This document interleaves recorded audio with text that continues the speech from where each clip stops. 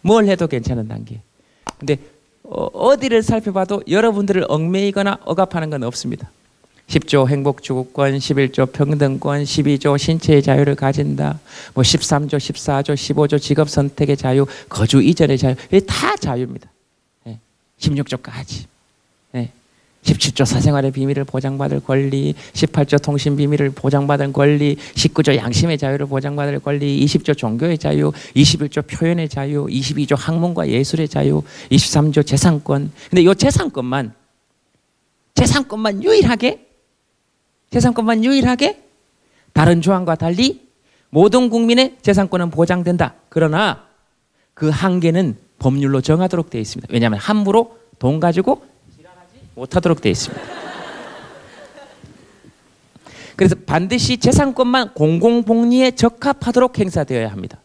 국민의 기본권 중에 유일하게 한시적으로 제한할 수 있다라고 헌법 조문에 바로 적시되어 있습니다. 물론 37조 1항에 가면 뭐 또 다른 게 있긴 하지만, 그래서 이 재산권은 그러니까 함부로 돈 가지고 할 수 없다. 근데 돈은 좀 많이 벌고 쉽죠? 금수저 되면 좋지. 그죠? 금수저 물고 이에 금이 가는 한이 있더라도 금수저 물고 살고 싶지. 근데 돈이 필요 없다는 것이 아니고 아까 헌법 조문에 나온 것처럼 어떻게 돼야 되는 걸까요? 돈은 어느 정도 있으면, 모든 국민은 어느 정도 있어야 될까? 일단 우리 헌법은 정치, 경제, 사회, 문화 모든 영역에 있어서 각인의 기회를 균등히 한다라는 의미는 뭐냐 하면 욕구는 충족돼야 됩니다. 욕구는 뭘까요? 먹고 싶다, 자고 싶다, 입고 싶다. 이건 기본적으로 모든 국민이 충족되어야 합니다. 그러니까 이 정도 경제적으로는 모두 있어야 되죠. 왜냐하면 추운데 발가벗고 다니거나 또는 하루에 한 끼도 먹지 못하거나 이러면 이것은 누구의 책임이다? 국가의 책임입니다. 나의 책임이기 이전에 이것은 국가의 책임입니다. 국가만 잘해라 이런 것이 아니고 그래서 사회 공동체의 책임입니다. 그걸 사회적 복지라고 합니다. 근데 그런 얘기하면 네가 잘못해서 그런 거 아니냐, 네가 잘못해서 그런 거 아니냐, 그렇게 몰아붙일 권리는 누구에게도 없습니다. 그렇게 얘기하지 않아도 이미 본인이 자기에게 화살을 다 돌리고 있기 때문에 그렇습니다. 예를 들면 아프리카 어린이들이 가난한 것은 그 아이들의 잘못일까요? 그렇지 않습니다. 그럼 누군가가 돈을 버는 것은 그 사람의 능력의 차이는 있겠지만 모두 그 사람만의 덕일까요? 그렇지 않습니다. 그래서 정치, 경제, 사회, 문화 모든 영역에 있어서 각인의 기회를 균등히 한다는 것은 적어도 기회를 보장받아야 된다. 기회를 보장받는다는 것은 최소한 인간적인 생활을 할 수 있는 여건은 조성되어야 한다. 그래서 욕구는 충족되고, 그 다음 여기서 중요한 것이 있습니다. 욕망은 보장되어야 됩니다. 욕망은 뭐냐? 능력에 따른 용인할 수 있을 정도의 차이입니다. 예를 들면 달리기 1등을 하는 사람이 공책 5권을 받고 참가상으로 1권 정도를 받고 2등이 3권 정도 받는다 하면 용납할 수 있는 범위죠. 그 다음 딴 친구 롱패딩 입었을 때 나는 조금 더 긴 롱패딩을 입고 싶다. 저 친구 나이키 신었을 때 나는 나이키 에어를 신고 싶다.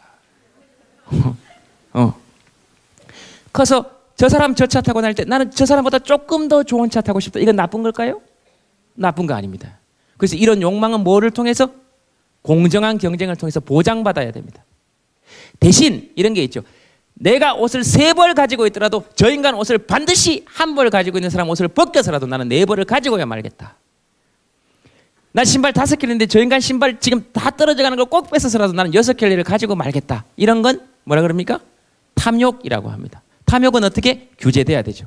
그럼 욕구는 충족되고 욕망은 공정한 경쟁을 통해서 보장되고 탐욕은 규제돼야 됩니다. 그게 합리적인 것이죠. 그게 우리 헌법이 보장하고 있는 정치, 경제, 사회, 문화 모든 영역에서 각인의 기회를 균등히 하고 그 다음 능력을 최고도로 발휘하게 하며 능력에 따른 조금의 차등을 인정하겠다. 대신 자유와 권리에 따르는 책임과 의무를 완수하게 한다. 그러니까 세금 내고 사회에 받은 만큼 너도 돌려줄 의무가 있다 하는 겁니다.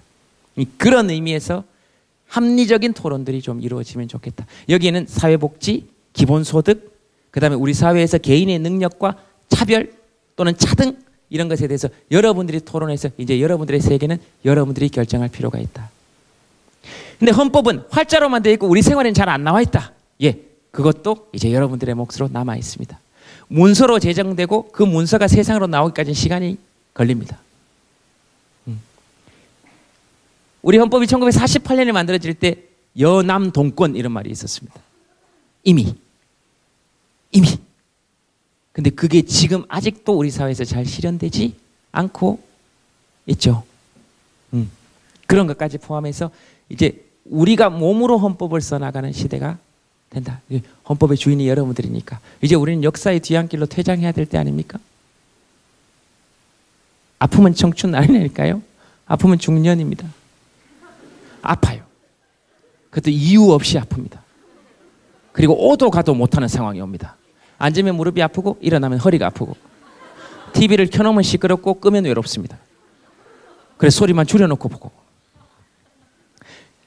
잠을 자야 될 땐 잠이 오지 않고 일어나야 될 땐 잠이 오기 시작합니다. 그건 여러분들하고 증상이 똑같죠? 그러니까 그런 것까지 포함해서 여러분들이 그냥 헌법을 가지고 놀 수 있으면 좋겠다. 그리고 여러분들이 헌법을 가지고 놀면서 조문도 바꿀 수 있으면 좋겠다. 좋은 놀이기구가 됐으면 좋겠다. 1조부터 39조까지 그냥 이렇게 도장 깨기 하듯이 한 번씩 깨봤으면 좋겠다. 가장 감동적인 구절들 하나씩 찾아내보면 좋겠다.